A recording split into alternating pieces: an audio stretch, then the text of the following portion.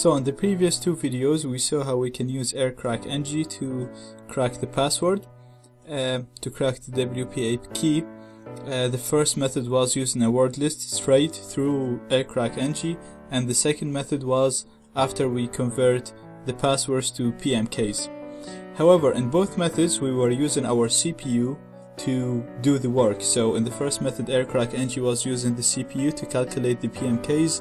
In the second video we calculated the PMKs first, and then we used aircrack-ng, and aircrack-ng used the ready PMK database. But in both methods we were using the CPU to do all the computations. GPUs are usually quicker than CPUs, therefore if you have a strong powerful GPU, the cracking process can be much quicker if you use the GPU instead of the CPU. So we're gonna talk about a tool called Hashcat, which allows us to crack the key using the GPU, not the CPU. I'm gonna explain how to use the tool from Windows. You can use the tool from Linux. The only reason I'm gonna explain how to use it from Windows because most devices it's easier to find a driver for your graphics card for Windows than Linux. All graphic cards are supported on Windows, whereas you might have some trouble finding the driver for your graphics card for Linux. Therefore, I'm gonna talk about how to use Hashcat from Windows. So first of all, you're gonna need to download two files. First one is Hashcat, the tool that actually does the cracking, and the second one is Hashcat GUI, which is the graphical user interface for Hashcat. After we do that, we're gonna need to convert the handshake file to a HC-cap file. So the handshake was captured in a cap file, as we saw in the previous videos. We have to convert it to a HC-cap file so that Hashcat can read this file. So we can do that from their website, hashcat.net. Let's see how we do that. So hashcat.net. It's cap to HC cap.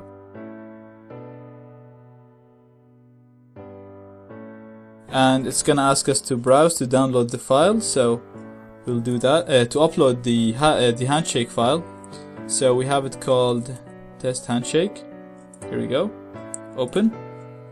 And then I'm gonna add the ESS ID, which is called test AP. And I'm gonna click convert. And it's converted the file, and it's allowing me to download HC-cap file that's ready to download.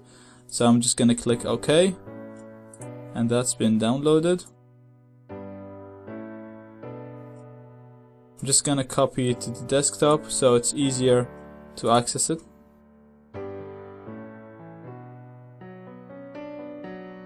Okay, and now we're gonna run Hashcat. Just double click it, the Hashcat GUI.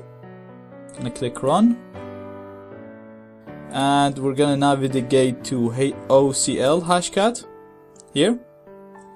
So first thing, we're gonna choose our hash file. So that's the handshake file that we just downloaded, the HC-cap one, and that's it here.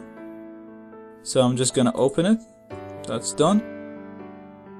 Now we're gonna choose the encryption that we want to decrypt, and it's WPA WPA2. And the binary file, you're gonna have to, as I said, we're gonna have to download two files. The first file here is that's gonna contain the binary, the actual program that does the decryption, and or the word list attack. And then the second one is just the GUI. So we're actually in the GUI right now, and we have to specify the binary. So you browse and you go to wherever you extracted your binary, and you click the binary file. So I'm gonna use the 64-bit because I have a 64-bit computer. I'm gonna click open, and everything's ready now.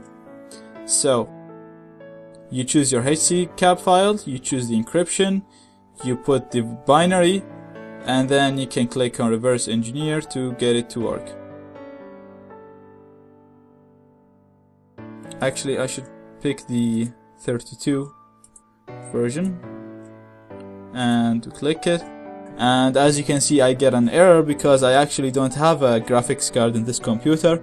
So I just made this video to let you know, or to show you how you can use Hashcat. Now if you have a graphics card and if the driver is installed, it should work for you.